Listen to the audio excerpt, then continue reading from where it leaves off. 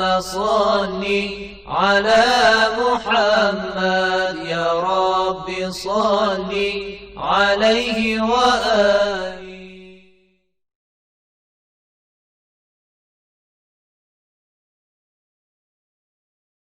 A'udzu billahi minasyaitonir rajim. Bismillahirrahmanirrahim. Alhamdulillahirabbil alamin wassalatu wassalamu ala rasulil azam Muhammadin sallallahu alaihi wa alihi wasallam wa ala ahli baitihi thayyibin tahirin. Naqulu lakum assalamualaikum warahmatullahi wabarakatuh.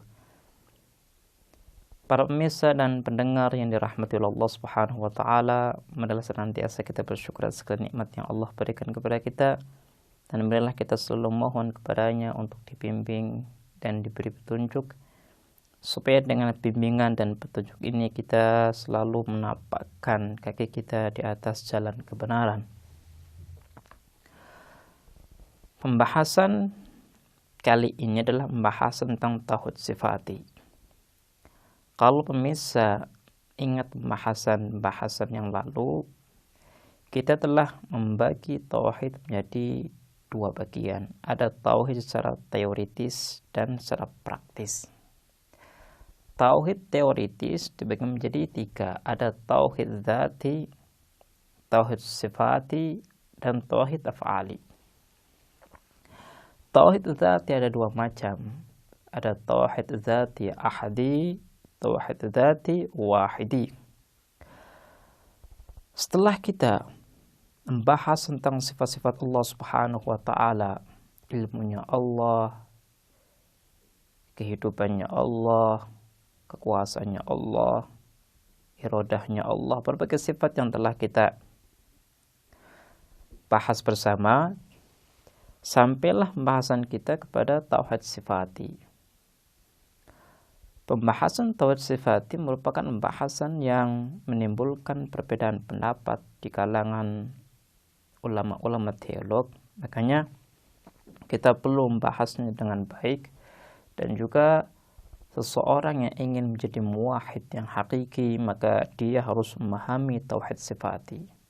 Karena boleh jadi ia salah dalam memahami tauhid sifati sehingga ia menjadi orang yang musyrik.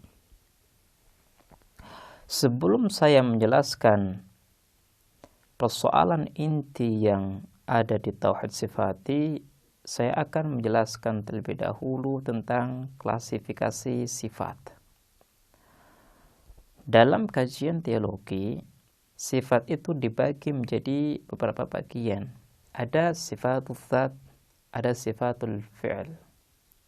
Sifat dzat adalah sifat yang bisa difahami dengan melihat zat Allah Subhanahu wa taala. Jadi tanpa kita melihat zat yang lain, seperti ilmu. Dengan kita melihat bahwa Allah Subhanahu wa taala adalah wajibul wujud, maka kita sudah memahami bahwa Allah itu zat yang alim. Kenapa? Karena ilmu merupakan kesempurnaan yang harus ada dalam wajibul wujud. Ini adalah sifat dzati, artinya sifat yang bisa kita fahami dengan hanya melihat Allah Subhanahu wa taala. Kemudian ada sifatul fi'il, sifat yang berkaitan dengan perbuatan, aktivitas. Sifat ini tidak akan bisa kita fahami tanpa kita melihat hubungan antara dua pihak. Ada pihak Allah dan pihak selain Allah Subhanahu wa taala. Seperti khaliqiyah. Allah itu pencipta. Sifat pencipta ini tidak akan bisa muncul tanpa ada yang menciptakan dan yang diciptakan. Persoalan yang muncul dalam tauhid sifati itu berhubungan dengan sifat dzati. Sifat yang bisa kita fahami hanya dengan melihat zat Allah Subhanahu wa taala. Terkait dengan tauhid sifati, kita memiliki tiga pendapat yang masyhur, dan setiap dari pendapat-pendapat ini itu berbeda.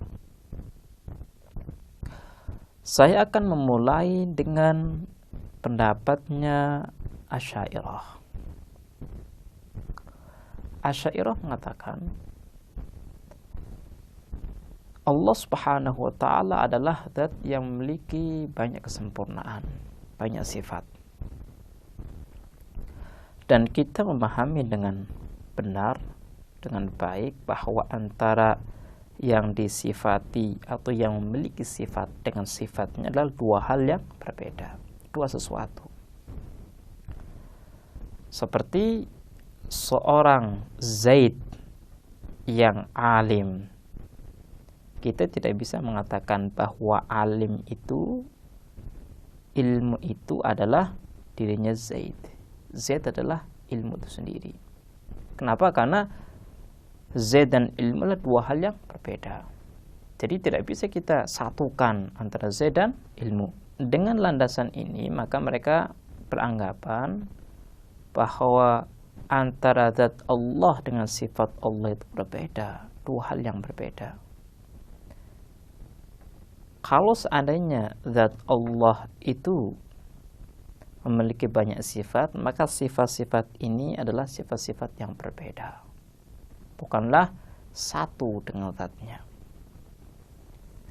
Dalam hal ini terjadi perbedaan. Ada yang mengatakan bahwa sifat yang dimiliki oleh Allah itu qadim. Artinya sifat ini tidak memiliki pendahuluan. Qadim artinya sifat ini dari dahulu ada. Jadi sifat ini tidak muncul dari ketiadaan. Jadi qadim. Ini adalah pendapat yang pertama. Kemudian pendapat yang kedua, sifat Allah itu hadis, baru. Artinya zat Allah itu ada, kemudian sifat. Untuk bisa mengerti dan memahami pendapat ini, adalah kita gunakan kekuatan logika kita. Kalau seandainya sifat Allah Subhanahu wa ta'ala bukanlah zatnya dan sifat Allah adalah qadim, maka muncullah pertanyaan, apa relasi antara sifat dan zat Allah Subhanahu wa ta'ala? Bagaimana zat Allah memiliki sifat? Karena sebelum sifat ini menempel dalam diri Allah, maka diri Allah itu kosong daripada kesempurnaan. Ketika diri Allah itu kosong daripada kesempurnaan, artinya Allah itu adalah sesuatu yang membutuhkan kepada yang lainnya. Allah itu sempurna karena sifatnya, dan sifatnya adalah sesuatu yang di luar daripada zat Allah Subhanahu wa ta'ala. Kalau kita menerima pendapat ini, maka kita akan menjadikan zat Allah yang maha sempurna menjadi zat Allah yang tidak sempurna, karena membutuhkan. Kemudian kalau kita mengkaji lebih lanjut dan detail pendapat ini, maka kita akan terjerumus kepada praktek kesyirikan.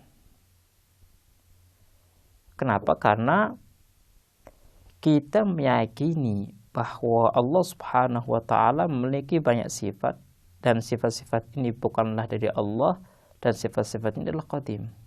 Qadim itu salah satu sifat untuk Tuhan. Nah, kalau seandainya qadim ini adalah sifat untuk Tuhan, maka dengan kita menganggap sifat Allah bukan zatnya dan sifat Allah itu qadim, maka kita sudah menganggap bahwa di alam semesta itu ada banyak Tuhan. Dan hal ini bertentangan dengan keesaan Allah Subhanahu wa ta'ala. Jadi ada dua kritikan. Yang pertama, kalau sifat Allah bukan zat Allah, maka zat ini yang tadinya berstatus sebagai wajibul wujud, sebagai zat yang sempurna, berubah menjadi zat yang tidak sempurna. Dan ini bertolak belakang dengan keyakinan kita. Kedua, kalau seandainya sifat Allah itu qadim, maka akan muncul berbagai Tuhan. Ini adalah kritikan untuk pendapat yang pertama yang mengatakan bahwa sifat Allah bukanlah zat Allah itu sendiri. Kemudian pendapat yang kedua yang mengatakan bahwa sifat Allah itu hadis, sesuatu yang baru. Ini lebih parah. Kenapa? Karena sesuatu yang baru itu membutuhkan pencipta. Yang menciptakan sifat ini siapa? Kalau seandainya kita katakan Allah, lah Allah ini sebelum memiliki sifat ini, dirinya tidak memiliki kesempurnaan. Bagaimana mungkin zat yang tidak memiliki kesempurnaan ia bisa menciptakan sesuatu? Baiklah, misal ini adalah pembahasan tentang pendapat pertama tentang hubungan antara zat dan sifat Allah Subhanahu wa taala, dan insyaallah kita akan melanjutkan pembahasan ini di kesempatan yang lain. Kita akhiri, wassalamualaikum warahmatullahi wabarakatuh.